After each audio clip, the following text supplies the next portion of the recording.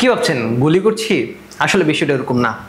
হলিউডে চলছে mission impossible the final reckoning, আর বাংলাদেশে চলছে মিশন হিলচা দ্য ফাইনাল ফ্রাই।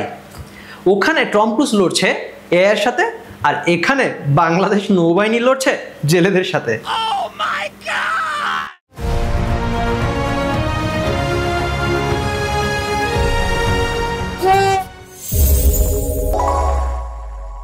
যেই যুদ্ধজাহাজ কেনা হয়েছিল সীমান্ত পাহারা দেওয়ার জন্য পতিত সরকার প্রধান শেখ হাসিনার সময়ে, সেগুলো দিয়ে এখন মাইলিশ বাঁচানো হচ্ছে। মানে দাঁড়ালো মিসাইলের বদলে জাহাজ এখন বাজা মাছ ঠেকাচ্ছে, এই জন্য মশা মারতে কামান দাগানোর মতো অবস্থা। এদিকে টম ক্রুজের শত্রু হলো এআই দ্য এনটিটি, আর অন্যদিকে বাংলাদেশের নৌবাহিনীর শত্রু হলো আইলিশ দ্য ফ্রাই টিটি। এবার আসল খবরে আসি। সরকার 4 অক্টোবর থেকে 25 অক্টোবর মোট 22 দিন মাইলিশ ধরা, বিক্রি ও পরিবহন পুরোপুরি বন্ধ রেখেছে। এতদিন এই অভিযান করে আসতো কোস্ট গার্ড। তারা স্পিডবোট নিয়ে সমুদ্র ও নদী উপকূলে ঘুরে বেড়াত। কিন্তু পরিস্থিতি এবার ভিন্ন। সমুদ্র ও নদী উপকূলে আওয়ামী লীগের কর্মীরা ষড়যন্ত্র করে বেড়াচ্ছে, যার কারণে ঘোষণা দিয়েও ইলিশের কেজি 500 টাকা নিচে আনতে পারেনি মৎস্য উপদেষ্টা। ভাবা যায় এখানেও আওয়ামী লীগ। আর এই কারণেই দেশের সমুদ্র উপকূলীয়বর্তী 9 জেলায় মোট 17টি যুদ্ধজাহাজ মোতায়েন করা হয়েছে। Wow!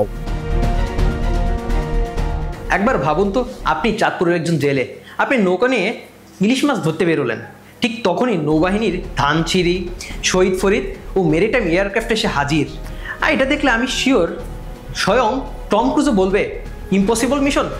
No brother, this is hilsa mission. আজকের ব্রেকিং নিউজ, কক্সবাজারে 3 কেজি ইলিশ ধরতে 4টি যুদ্ধজাহাজ মোতায়েন করা হয়েছে। জেলেকে আটক করে জিজ্ঞাসা করা হচ্ছে, তুমি কি আওয়ামী লীগের লোক নাকি বাজি করতে নেমেছো? ভাবুন তো, ইলিশ ধরতে গেলে শুধু জাল নয়, ধরবে আপনাকে মিসাইল লক সিস্টেমও। আপনি বিক্রি করবেন, সমস্যা নেই, যেই কড়াই দিয়ে ভাজবেন সেখানেও স্যাটেলাইটের মিশন রয়েছে। বছরে প্রায় 5 লক্ষ টন ইলিশ ধরা হয়, যার বাজার মূল্য দাঁড়ায় প্রায় 1000 কোটি টাকা। এটি শুধু একটি মাছ নয়, এটি একটি সুইমিং জিডিপিও বলা যায়।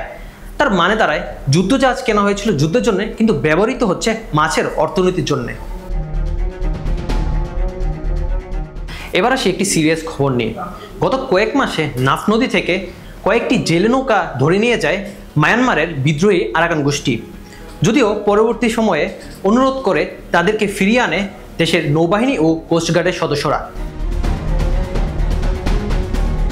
ভাবুন তো, যখন আমাদের দেশের যুদ্ধজাহাজ ইলিশের পেছনে ব্যস্ত, ঠিক তখনই আসল জেলেদের আটক করে নিয়ে যায় আসল শত্রুরা। তাহলে দাঁড়ায় দেশের যুদ্ধজাহাজ শুধু বহিঃশত্রুদের জন্য নয়, ইলিশের শত্রুদের জন্য আরো অনেক বেশি কার্যকরী। তাই দর্শক, সাবধান হন। আপনি যদি দেশের আইন নষ্ট করেন, তাহলে আপনার ঘুম নষ্ট করে দিতে পারে দেশের নৌবাহিনী।